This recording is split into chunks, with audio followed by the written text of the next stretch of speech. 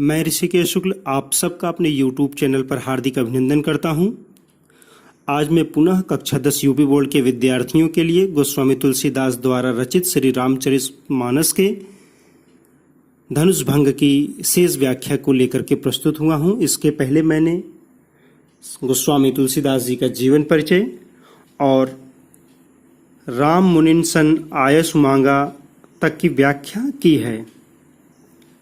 अगर मेरे द्वारा की गई व्याख्या आप लोगों को समझ में आ रही है तो इस चैनल को सब्सक्राइब करें, लाइक करें और अपने अन्य मित्रों और सहयोगियों को भी इसे शेयर करें और उन्हें सब्सक्राइब करने के लिए कहें।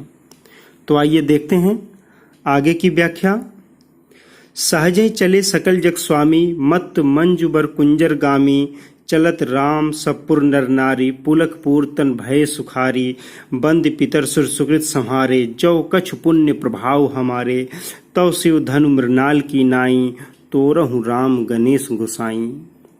बहुत ही सुंदर प्रसंग है धनुष भंग का। भगवान श्री राम धनुष यज्ञशाला में उपस्थित हैं और अपने गुरु विश्वामित्र की आज्ञा लेकर के, मुनियों से आशीष लेकर के वे शिव के धनुष की ओर चल पड़ते हैं बड़े ही सहज भाव से, जिसमें कोई बनावटीपन नहीं है।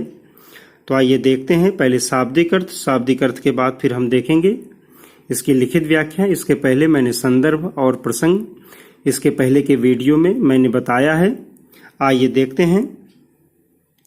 सहज सहज रूप में, बिना बनावट के। चले मतलब चलना, सकल माने सभी, जग माने संसार, स्वामी मतलब होता है राजा या ईश्वर। तो संसार के स्वामी भगवान श्री राम स्वाभाविक रूप से शिव के धनुष की तरफ चल पड़ते हैं।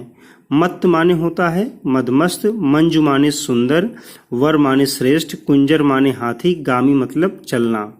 तो भगवान श्री राम शिव के धनुष की तरफ ऐसे चल रहे हैं स्वाभाविक रूप से जैसे कोई मदमस्त हाथी जो है वो चला जा रहा है।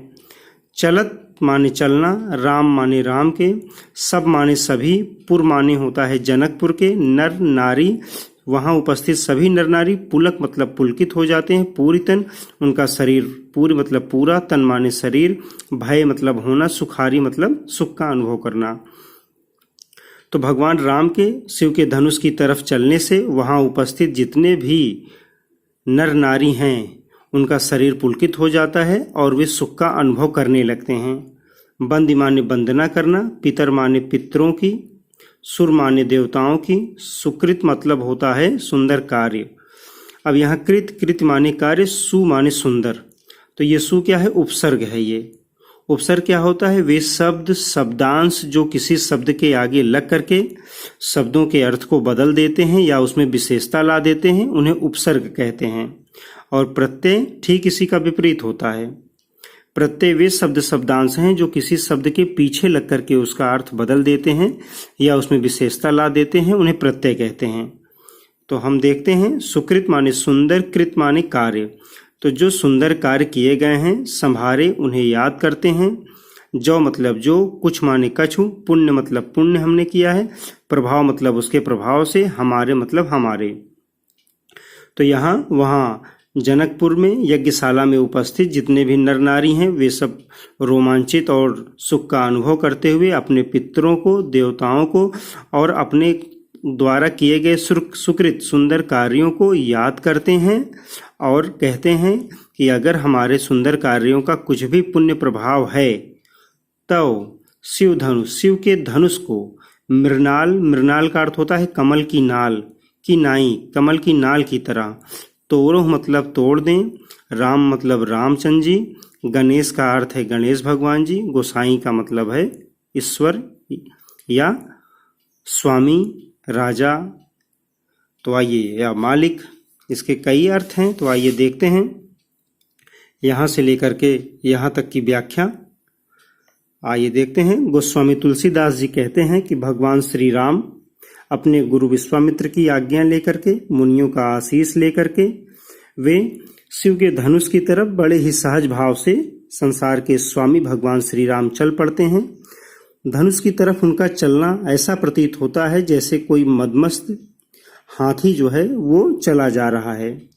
जब भगवान श्री राम धनुष यज्ञशाला में शिव के धनुष की तरफ बढ़ते हैं तो वहां उपस्थित सभी नर नारी पुलकित हो जाते हैं, रोमांचित हो जाते हैं और सुख का अनुभव करने लगते हैं और अपने पितरों की, देवताओं की और अपने सुंदर कार्यों को याद करते हुए कहते हैं कि अगर हमने कभी कोई पुण्य कार्य किया है तो उसके प्रभाव से भगवान श्री राम शिव के धनुष को कमल लाल की तरह उठा करके तोड़ दें। हे गणेश भगवान जी, मैं ऐसी आपसे विनती या वंदना करता हूँ।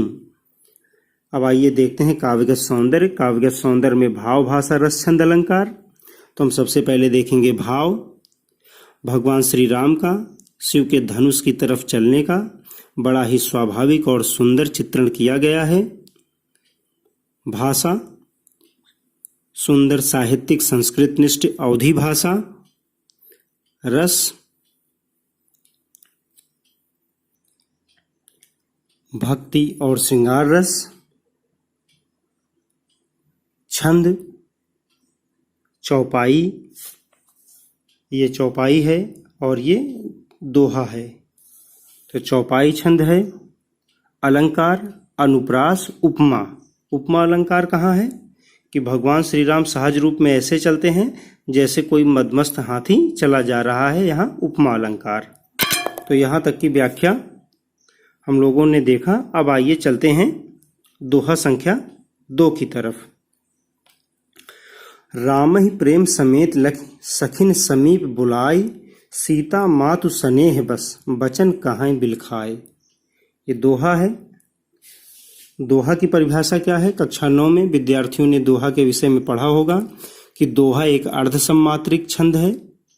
इसमें 4 चरण होते हैं। पहले और तीसरे चरण में 13-13 मात्राएं होती हैं। दूसरे और चौथे चरण में 11-11 मात्राएं होती हैं। तो ये दोहा और चौपाई शैली में लिखा गया है। बीच बीच में दोहा है और उसके बाद चौपाई है।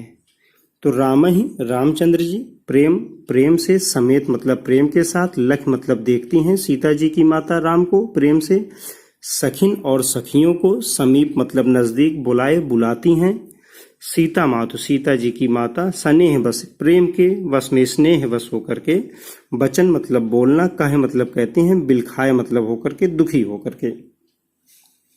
तो सीता जी की माता यहाँ अपनी सखियों को बुला करके, अपनी सखियों से बिलख करके, दुखी होकर के कहती हैं कि कहाँ शिव का कठोर धनुष और यहाँ कोमल कमल पाणी वाले भगवान श्री राम। तो उनको चिंता होती है क्योंकि शिव के धनुष और राम के कोमलांग शरीर, उनके रूप को देख करके सीता जी की माता के मन में शंका होती है। लेकिन उनकी सहेलियों के द्वारा सीता जी की माता को समझाया जाता है कि किसी का छोटा रूप देख करके उनके प्रताप पर शंका नहीं करना चाहिए। तो आगे इसी की व्याख्या है। आइए देखते हैं सबसे पहले दोहे का संदर्भ कि प्रस्तुत दोहा हमारी पाठ्य पुस्तक हिंदी पद्य खंड के धनुषभंग शीर्षक से लिया गया है, जो गोस्वामी तुलसीदास द्वारा रचित श्री रामचरितमानस के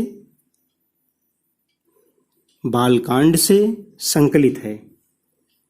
प्रसंग, प्रस्तुत पद्य में भगवान श्री राम के प्रति सीता जी की माता के हृदय में स्नेह भाव प्रदर्शित हुआ है। प्रसंग हो गया। अब हम देखेंगे शाब्दिक अर्थ। तो राम ही, राम जी को प्रेम से देख करके सखियों को समीप बुलाती हैं सीता जी की माता और फिर स्नेहवश अपनी सखियों से कहती हैं। तो आइए देखते हैं। गोस्वामी तुलसीदास जी कहते हैं कि सीता जी की माता भगवान श्री राम के कोमल रूप को देख करके उनके मन में शंका होती है और वे दुखी होकर के अपनी सखियों को बुलाती हैं कि भगवान श्री राम कोमलांग शरीर के हैं और कहाँ ये शिव का कठोर धनुष, ऐसा वे अपनी सखियों से कहती हैं।